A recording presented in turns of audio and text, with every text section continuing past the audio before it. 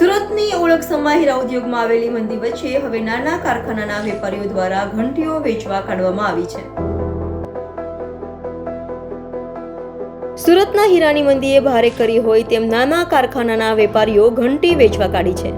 સુરતના વરાછા અને કતારગામ સહિત ભંગારના ગોડાઉનમાં ઘંટીઓના થપ્પા જોવા મળી રહ્યા છે.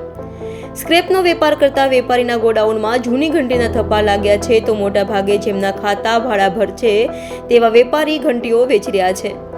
સ્ક્રેપમાં ઘંટીનું લેવેચ કરતા વેપારીઓ પાસે 6 મહિનાથી ઘંટી ખરીદવા જ કોઈ આવતું નથી તો ભંગારના વેપારી પાસે માત્ર હીરા વેપારીઓ ઘંટીઓનું વેચાણ કરવા આવે છે.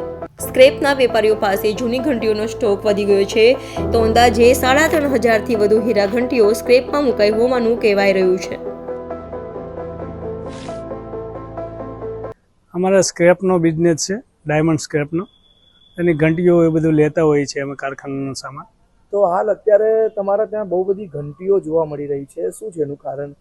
એનું કારણ એક જ છે કે મંદી હીરા ડાયમંડમાં બહુ છે. એમ તો ઘણા સમયથી છે, પણ આ દિવાળી પછી પણ માહોલ એવું ને એવું જ રહ્યું છે. હર વખતે આવું હોતું નથી. દિવાળી પછી કારખાનેદારો અહીંથી ઘંટી લેવા આવતા હોય છે અને દિવાળી પછી અમારી પાસે સ્ટોક પતી જતો હોય છે. પણ આ વખતે એવું નથી. આ વખતે ઘંટી બી આવે છે, આવક છે પણ જાવક નથી. કેટલી હદ તકે ઘંટીઓ આવી છે અને જતી કેમ હતી? એ લોકો એવું કહેતા હોય છે કે અત્યારે પોસાતું નથી કામ કરવું અને કારીગરોને પગાર આપતો પડતો હોય એ માટે જરા રફ વેચાતી ન હોય એ પ્રમાણે છે. તો આ અત્યારે કેટલા સ્ટોકમાં તમારી પાસે હોઈ શકે અંદાજે?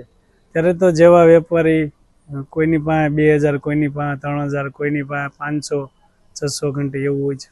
આમ એક ઘંટીનો પ્રાઇસ શું હોય છે? આમ નવી ઘંટીનો પ્રાઇસ હોય છે 15 થી 17. જૂની ઘંટીનો હોય છે 5,000-6,000, 5,000. તો અત્યારે હાલ મંદીના કારણે કોઈ